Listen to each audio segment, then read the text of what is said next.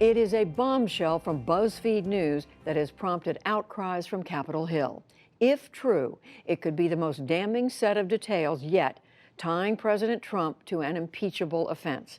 Lisa Desjardins begins with what we know and the response from lawmakers. A new, serious friction point between the White House and the Capitol as Democratic lawmakers react to the report that alleges President Trump ordered his attorney, Michael Cohen, to lie to Congress. If these facts are true, this is suborning perjury. Rhode Island Democrat David Cicilline spoke on CNN.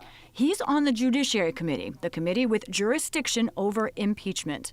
I think there's no question it's an impeachable offense.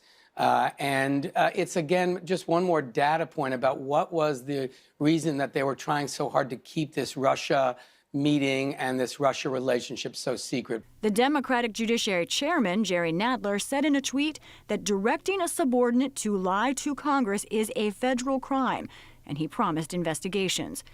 The BuzzFeed report alleges Mr. Trump personally directed Cohen to lie about plans to build a Trump Tower in Moscow.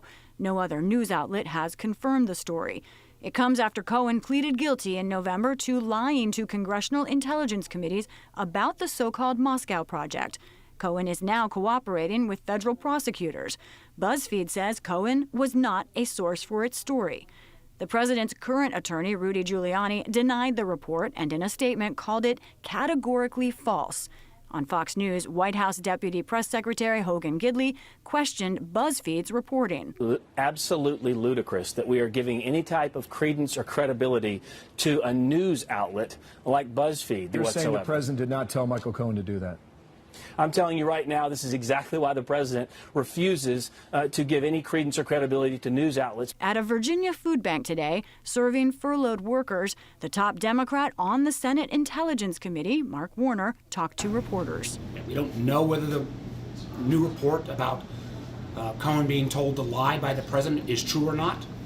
We'll have to ask Mr. Cohen that. But it sure as heck explains why Michael Cohen lied in earlier testimony to our committee. He added the committee is arranging for Cohen to appear again next month. For the PBS NewsHour, I'm Lisa Desjardins.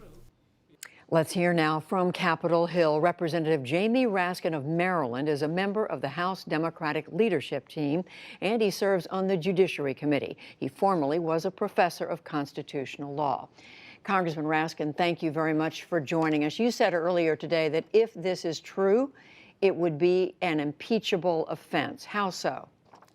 Well, we know it's true because, of course, the Republicans impeached Bill Clinton over telling one lie about one sexual affair. And this is about organizing a whole pattern of lies in order to deceive the Congress of the United States about a matter of national security and a matter that goes to the heart of American national sovereignty.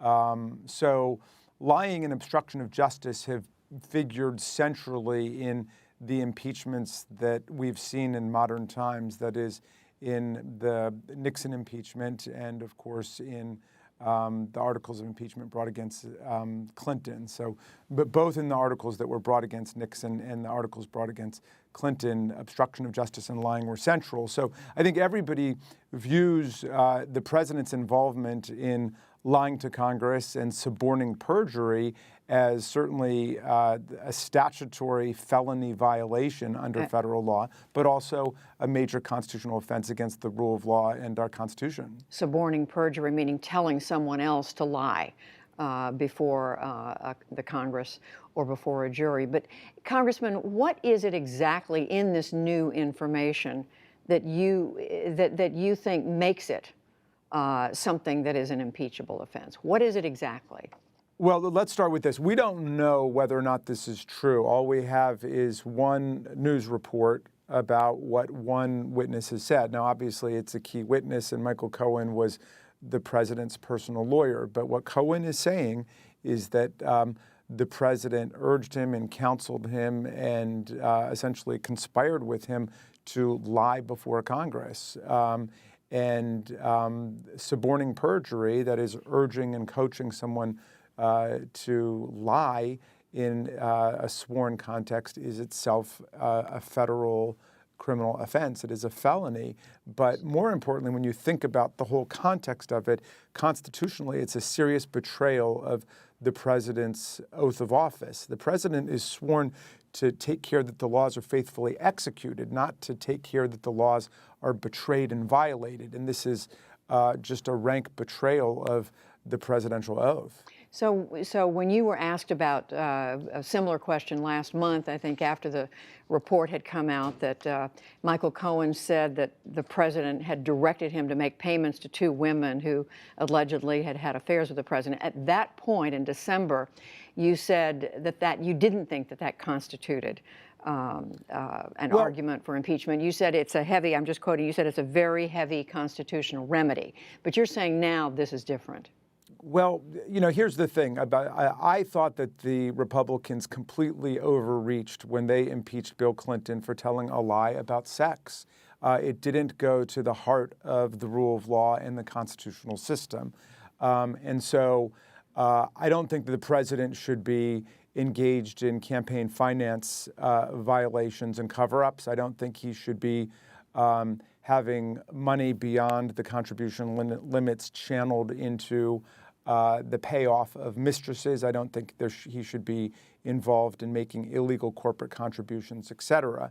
Having said all of that, that related to the suppression of news of affairs with the various mistresses. And I think that's a much closer question. I don't think that the president should be involved in it. He wasn't president at the time. I think it's more arguable. But here you have a situation where the president is actually coaching and urging and suborning perjury, and I don't see how anybody, Democrat, Republican, Independent, Green, whatever, could see that as anything other than an offense that goes right to the violation of the rule of law and a betrayal of his presidential oath.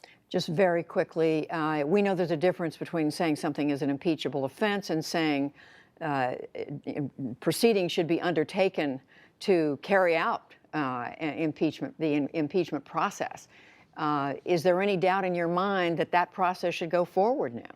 Well, I'm glad that you make that distinction, Judy, which a lot of people have not been making. Just because an offense is impeachable doesn't mean that you necessarily move to impeach, because the impeachment remedy is very much part of the Constitution. It should not be a fetish for us, but it should not be a taboo either. We have to view it as a tool within the toolkit, but we have to make a decision that is a mixed question of law and public policy. It's a question of law because we want to know whether or not he's violated basic legal obligations he has, but it's a question of public policy too, because we have a full public agenda that we're trying to get done in terms of prescription drug prices, health reform, and so on. Very quickly, what about the White House argument, Congressman, that Michael Cohen is just not to be believed? He is someone who's already lied to Congress. Why should he be believed now? Well, I think the president's lies are at over 4,500 right now, certainly over 4,000. So the White House would not be the first place that I would turn to in determining the veracity of another report, especially when it's about the president himself. But this is why we have courts, and this is why we have Congress, and this is why people swear under oath. For those who take the truth seriously, these are very serious allegations. And for those who take the rule of law seriously, these are very serious allegations. And we intend to pursue them with the full investigative apparatus of the Congress of the United States. Representative Jamie Raskin of Maryland, thank you. Thank you for having me, Judy.